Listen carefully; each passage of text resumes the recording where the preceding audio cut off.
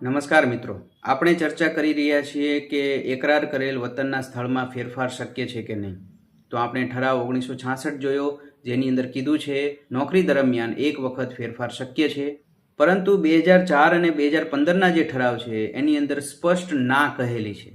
તો એના કોઈ કારણો હશે. મને લાગે છે કે ખોટી અરજીઓના કારણે, ખોટા દાવાને કારણે આ 2004 અને 2015ના ઠરાવમાં એવું જણાવવામાં આવ્યું છે કે પહેલી વખત જે એકરાર કરવામાં આવે છે એને જ માન્ય રાખવામાં આવશે, એને જ ફાઇનલ ગણવામાં આવશે. પછીથી કોઈ પણ વતનનો ફેરફાર કરવામાં આવશે નહીં, એની અરજીઓને માન્ય રાખવામાં આવશે નહીં. પરંતુ આપણે ઠરાવને જો જોઈશું તો એની અંદર છેલ્લે એક લાઈન મૂકેલી છે. એ લાઈન છે ગુજરાતના રાજ્યપાલશ્રીના હુકમથી અને તેમના નામે. એટલે આ જે કાંઈ પણ નાણાં વિભાગ દ્વારા ઠરાવો કરવામાં આવેલા છે તે રાજ્યપાલશ્રીના હુકમથી કરવામાં આવેલા છે. તો હવે આપણે જે પ્રશ્ન છે અગત્યનો કે વતનમાં ફેરફાર શક્ય છે કે નહીં, તો આપણે એના વિશે વિચારણા કરીએ.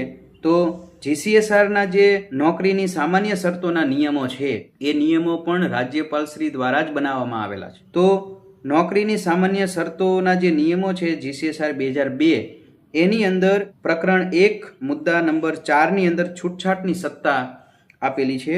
આ જે છૂટછાટની સત્તા છે એની અંદર શું લખેલું છે આપણે એ જરા જોઈ લઈએ.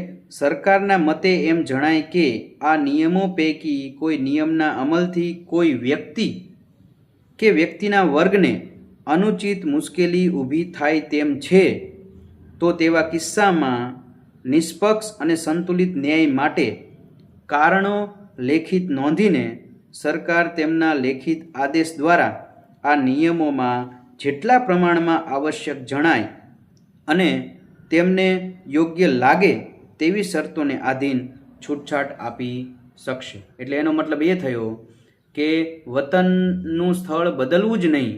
આ બાબતથી જો કોઈ કર્મચારીને અથવા તો કર્મચારીના વર્ગને જો અનુચિત મુશ્કેલી ઊભી થતી હોય તો તેઓ કદાચ, મારી સમજણ મુજબ જો શક્ય હોય તો, નોકરીની સામાન્ય શરતોની જોગવાઈ નંબર 4 મુજબ છૂટછાટની સત્તા એનો ઉપયોગ કરીને તેઓ પોતાની સ્થળ બદલની અરજીઓ કરી શકે છે. ખૂબ ખૂબ આભાર.